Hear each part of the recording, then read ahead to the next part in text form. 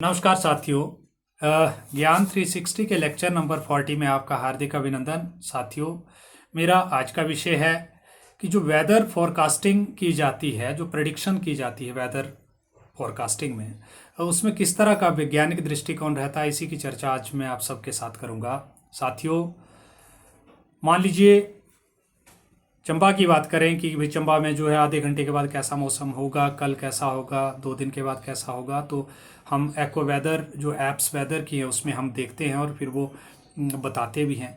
हालांकि वो कई बार जो है वो स्टे नहीं बैठती, एक तरह से बिल्कुल एक्यूरेट नहीं होती, लेकिन वो एक प्रेडिक्शन होती है एक तरह की, क्योंकि क्लाइमेट में कभी भी चेंजेस आ सकता है और कई बार वो ठीक भी बैठती है एक तरह से, जो है कि भाई अगर रेन है तो वो होती है, स्नो बताया है तो स्नो होगा, इस तरह से कई बार ठीक भी बैठती है।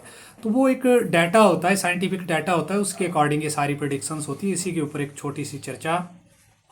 मान लीजिए जैसे चंबा की अगर हम बात कर रहे हैं कि भाई चंबा में क्या होने वाला है, तो हम क्या करेंगे कि चंबा में टेम्परेचर, एयर प्रेशर, ह्यूमिडिटी और जो विंड है उसको मेजर करेंगे, उसकी वेलोसिटी को, और ये 4 फैक्टर के हिसाब से फिर हम प्रेडिक्ट करेंगे कि क्या होने वाला है। फिर उसमें सारा वो थर्मोडाइनमिक्स के लॉज वगैरह जो फिजिक्स के काम करते हैं।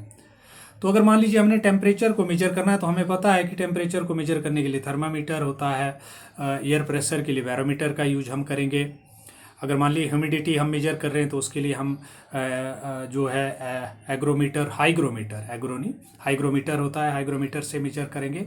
और अगर एयर की वेलोसिटी वगैरह इसको मेजर करना है तो उसके लिए हम एनेमोमीटर होता है, उससे ये सारा डाटा आता है और फिर प्रेडिक्ट हम कर पाते हैं। अब थोड़ा सा एक मैं आपको रिलेशन बताता हूँ। मान लीजिए कि अगर किसी क्षेत्र में टेम्परेचर बढ़ गया है तो टेम्परेचर उसके इन्वर्सली प्रेशर से कॉलरेट होता है, मतलब वहाँ पे वायुदाब कम हो जाएगा। और जहाँ वायुदाब कम होगा, इट मीन जब दूसरी तरफ वायुदाब ज़्यादा है तो फिर हमारा जो एयर जो है फ्लो कहाँ से करेगा, हाई प्रेशर से लो वाली साइड को करेगा। तो फिर उस क्षेत्र में जो तूफान या रेन रून आने के चांसेस रहते हैं। क्योंकि मानसून जब आता है तो यही कंसेप्ट होता है। मानसून क्या होता है कि एक विंड आती है, वायुदाब एक काम करता है और उसमें क्लाउड्स जो है वो उसमें कैरी फॉरवर्ड होते हैं और फिर वो आकर जो है किसी क्षेत्र से टकराने के बाद या उस परिस्थिति में जब फिट बैठते हैं तो फिर वो बारिश करते हैं। जैसे इंडिया में मानसून जब आता है तो इसी तरह से वो सारा ट्रेवल होता है, वो उसको कन्वेक्शनल करंट भी बोलते हैं एक तरह से।